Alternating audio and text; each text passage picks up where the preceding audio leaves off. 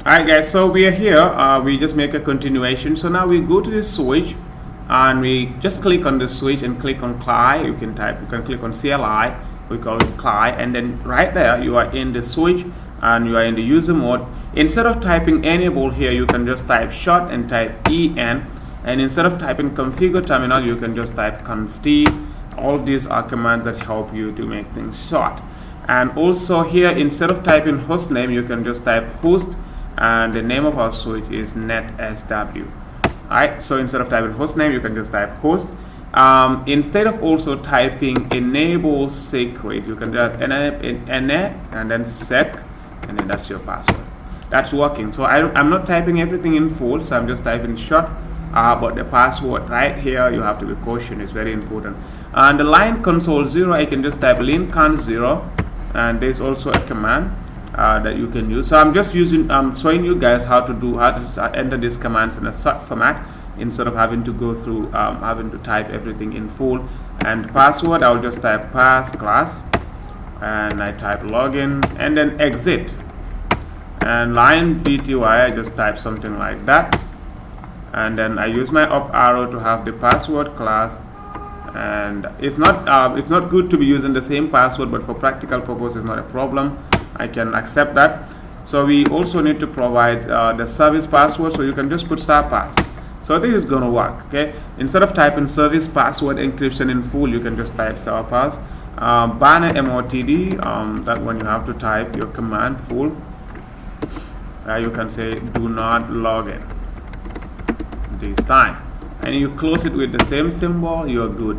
So the the switch right now needs to have a default gateway, so we need to type IP default gateway. So you type this command IP default gateway, and then you include the IP address of the router's interface that we configured for the router.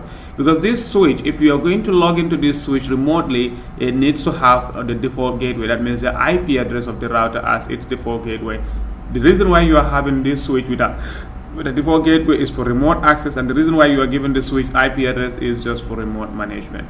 Otherwise, the switch does not need any IP address. So IP default gateway, we have 192.168.0.1. that is the default gateway. There's no need for subnet mask. You just press enter. Next, we type the interface name. So we have interface VLAN 1. So for interface, you can just type int if you wish. Interface VLAN 1. Because the switch does not have any physical interface, so it has a logical interface called VLAN 1, so we're going to configure that. The reason why we configure this VLAN IP address is just for remote access or remote management. So we give it IP address 192.168.0.2. We said this is the IP address we're going to give 255.255.255.0, and this time around for this switch we're going to put the no shutdown. For no shutdown, you can just type no sh also. That command will also help. So if you type that command, you should see this notification, and if you receive those notifications, then that means your switch is running fine.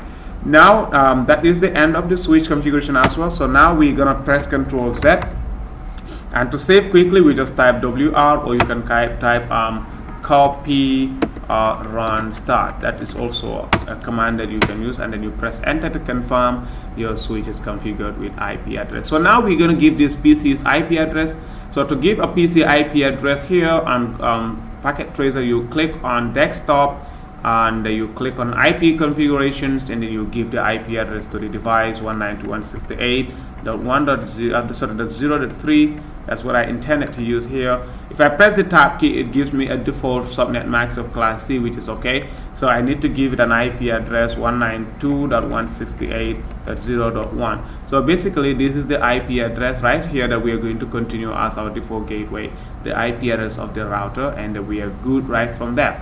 And that is what we need.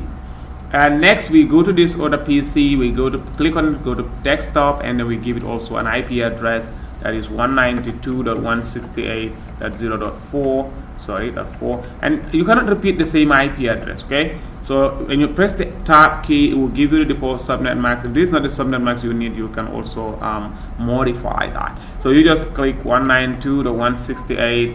Sorry about that, 168.0.1. So they all have to use, if you have 1,000 devices on this LAN, they will all use the same as their default gateway. So that you just close it, and then you're good. So we now have to do some verification, and that will be the end of the chapter. How do we verify?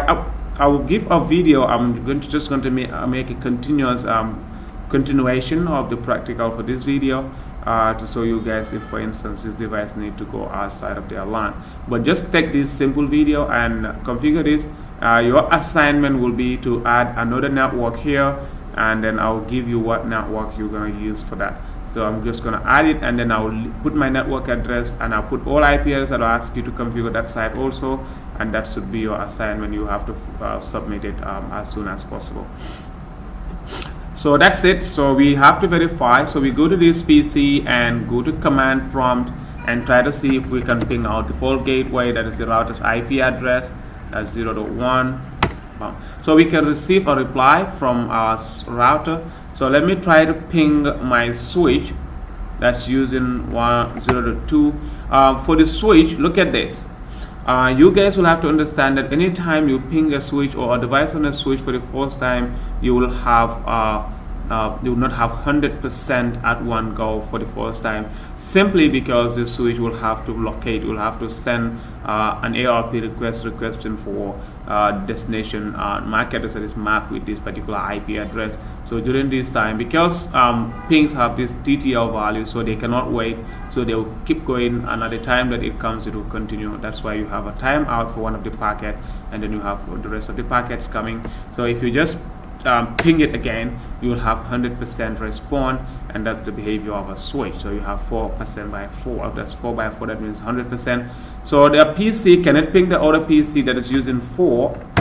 Yeah, it can ping. So you cannot ping the same address on this PC because this PC is already using that IP address. So I ping that address 02, 01, and 04 because those are the addresses that are not on this PC itself. So I don't need to use this address to ping the PC itself. Okay, so I was trying to see if the PC can ping these orders. So guys, I hope you guys understand this video. Your practical would be that you're going to add one more switch right here. This is going to be your assignment. Add a switch and add just one PC here for me. Just one PC. I want to know whether your PC here and that PC. So this PC, you're gonna call it PC C, for instance. Let's call it PC C, and this one would be SW2. Let's call it SW2. That will be our switch 2, and the router's name remain because it's the same router that connects this one. So we're gonna use the network cable, and then you connect this router to the switch right here. That's your assignment, guys. I'm not going to do the configuration for you. So connect that. So the network that you're going to use for this LAN would be 192.168.1.0/24.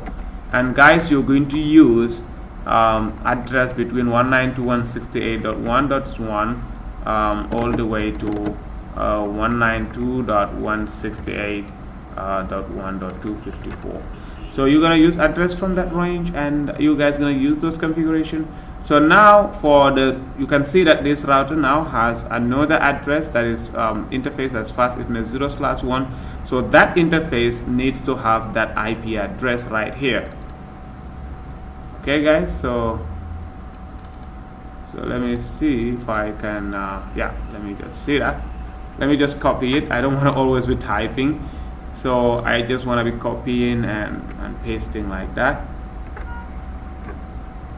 So that is the IP address that is configured, or that will be configured on this router's interface fast Ethernet 0. So the switch will have an IP address as well, and also a default gateway.